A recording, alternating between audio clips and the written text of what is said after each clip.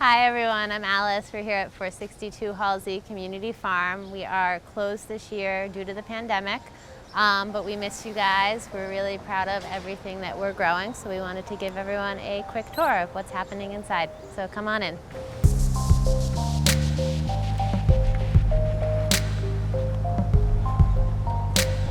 So we're going to start the tour at the front of the garden. We did expand our growing this year in response to the pandemic. So some of our new beds are here and here. We've got red and blue potatoes in both of these beds. So we built these, filled them up early April, late April, and the potatoes are actually going to be done in a couple of weeks, and we'll switch them out and grow some new things.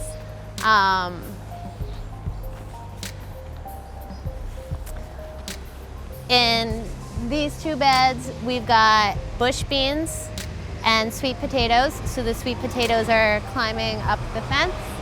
Fun fact about sweet potatoes is that the leaves are edible and they're actually healthier than the sweet potatoes themselves. So even in a small space, you can grow sweet potatoes and just harvest the leaves and eat them like spinach. We've also got horseradish back in the corner of that bed, but this bed is all horseradish. So this year we're actually growing most of the ingredients that you need for fire cider, which is a great immune booster for cold weather. So we've got horseradish here, we've got garlic, onions, ginger. We'll show you all of that.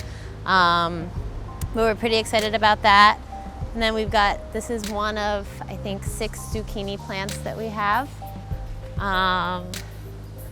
We've got a very robust cabbage bed. We'll zoom in later and show you that they are sort of starting to fold in on themselves and become cabbage. It's pretty cute. We've got our apple tree and our perennial beds. So the St. John's wort just finished blooming. The butterfly bush is about to bloom. We've still got apples on the trees, which is great. It's a young tree and we've had a lot of really intense storms for the past couple of weeks, so we're psyched that the apples are holding on.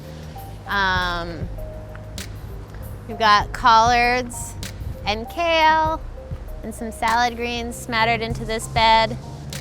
On either side of me here, we've got garlic and shallots growing. So the garlic will probably be ready to be harvested in about a week, and then it'll cure for 2 weeks and be ready to go. Same thing with the shallots, they've got another week on them. We've also got mustard greens in here, calendula, borage, bee balm. There's a lot of beets in here. So in the next couple of weeks, some of the things that'll be switching over will be the potato beds, the garlic and shallot beds, so we'll start doing new crops in there. We've got more kale here.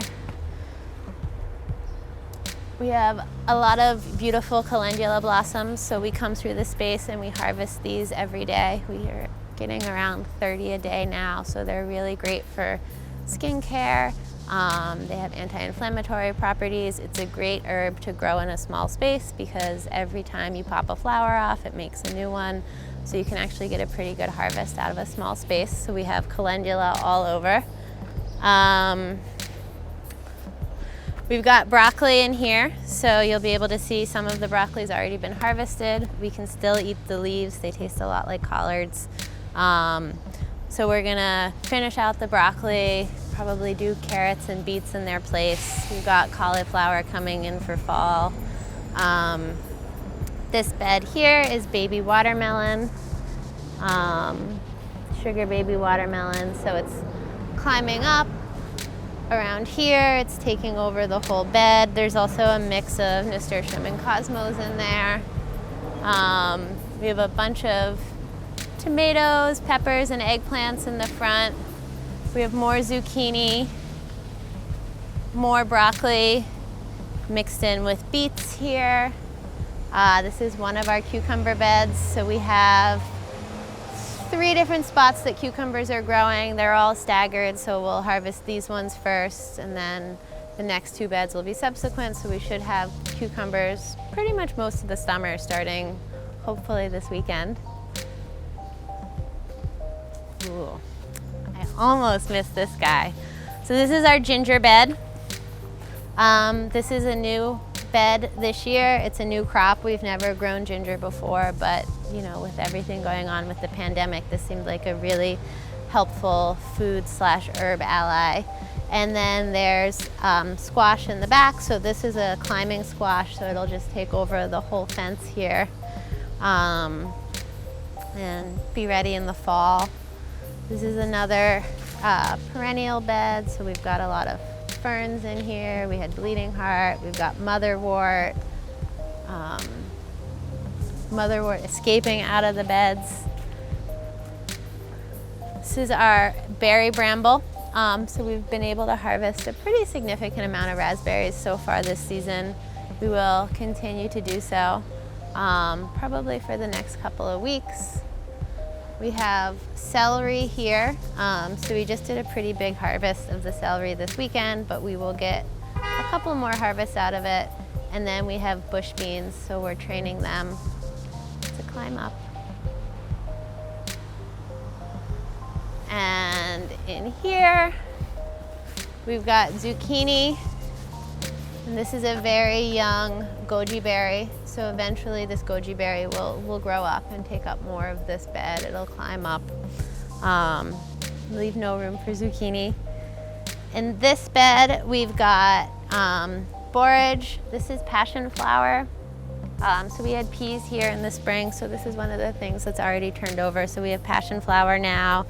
There's a bunch of different lettuces, calendula, and then on the other side we've got lettuce and cucumbers. So this is our second cucumber bed. Over here we have tulsi, which is holy basil. It's really lovely. It makes a great tea, it makes a great tincture. It smells like heaven. I wish you guys could smell it. We've got lemon balm here. Bee balm surrounding our beehives. This is a new herb bed that Orion built, and we're gonna probably fill it up today or tomorrow. So we're gonna add more purple basil. We've got some ashwagandha to plant. We have elecampane. We're gonna bring in more parsley, fennel, lemongrass. Probably not all in this bed, but it will be filled very soon. And then the rest of the herb row is in a little bit of a jumble because we've been building, but we've got echinacea popping up in all sorts of beautiful shades of pink and orange, bee balm, comfrey, oregano, rosemary, tarragon. There's a bunch of chamomile mixed in here. We've got lavender, sage, more comfrey, more rosemary at the end. Generally, these are our private beds, but some of the members who use the private beds aren't able to be here this year, so we've taken over a few of them for communal growing. So we've got more peppers, okra, eggplant in here. We have purslane, which is an omega-3, a vegetarian source of omega-3 and omega-6 fatty acids, so really great for vegetarian and vegan people. And has a nice sort of zesty taste. We have basil in this bed, some cosmos, and then we also took over this private bed. So it's got bitter melon growing. The bitter melon will hopefully, we're gonna do another crop, but hopefully just climb up and take over this squash arch, which is new this year also. Other than that, we've got Swiss chard, onions, and lettuce in this bed. We will let a lot of callaloo come up as the lettuce comes out as it gets hotter. So this is, do you guys want to see the bees? Can we go? It's a little dark. I don't know if that'll change anything, but we just harvested honey. So the frames go into an extractor that spins the honey out, but there's always a little bit left. So we're sort of leaving it in the open. And basically the bees will clean all of the excess honey off. Most of them are our bees, but there's a couple of big old bumblebees that aren't from the hive, but are partaking in the feast. So yeah, it's pretty cool. I'd pick one up, but that seems reckless. And then this is probably the biggest change this year. So this used to be our grassy knoll, and we would have parties and barbecues and things like that. Since we aren't hanging out and socializing so much this year, we decided to convert it into a bed. We actually had a windrow here, which is a really big pile of compost, think 6 feet by 6 feet by 6 feet, that BK Rott brought over to cure for the winter. So compost sits and sits for a while before use. So when COVID hit, we basically flattened that windrow. We put landscaping fabric down, we mixed in topsoil, and we created this whole new bed. So we've got corn growing back here with beans around it and squash on the side. So it's sort of a modified Three Sisters bed, which is an indigenous planting technique. So the idea is that the corn grows up and the beans use the corn as sort of like a trellis or a stake. The beans add nitrogen to the soil, and the spread of the squash keeps it's basically like a mulch. It keeps weeds at bay, and it keeps water in. So squash would normally want a lot more room than this. So, we're gonna let the squash go out, but it'll also go up the squash trellis and meet the bitter melon. We've got the squash trellis extended that way. So we're really trying, we're New Yorkers, we're growing up and trying to maximize our space. And then we've also got sunflowers and beans here. So corn on that side, sunflowers on this side. There's lettuce mixed in that'll come out before the squash gets too big. There's onions everywhere. In all the beds, we've got onions, we've got calendula, we've got cosmos, we've got marigolds. Compost is usually our most active section, but we have very little composting happening this year. We just, can't quite figure out how to do it safely. So we've started accepting food scraps from about 15 people. We're constantly assessing, so we can hopefully take more. But on that note, composting has been dramatically cut from the city budget. So if you used to drop compost off here or at the farmer's market or with Grow NYC, basically all of those programs lost their funding. And if you're upset about that, you should contact your council member and tell them that, we need these programs. They're so vital for the environment. They're so vital for waste management in a city our size. So this year we've done a couple of things with our produce. One, we're eating it. It's delicious. We're really enjoying it. Two, we want everyone on our block to know that if they're feeling food insecure, if they don't have access to the fresh produce that they want, they can come to us. We're happy to share.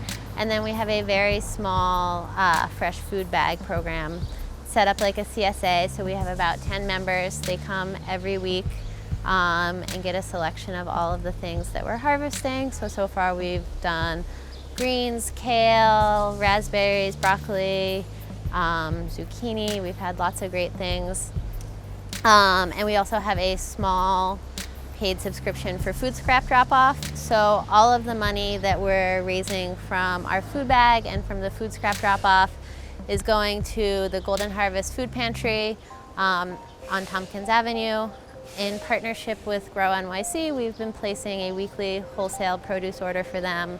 Lots of people have donated to our Venmo at Halsey Community Farm, and all of that money is going to produce for the food pantries. We just really felt like the quantity of food that we're growing isn't ideal for a pantry that's serving hundreds of families. But by selling our produce, we're able to take that money, make wholesale purchases, so we can order 250 pounds of onions, which we would never be able to harvest in one go here.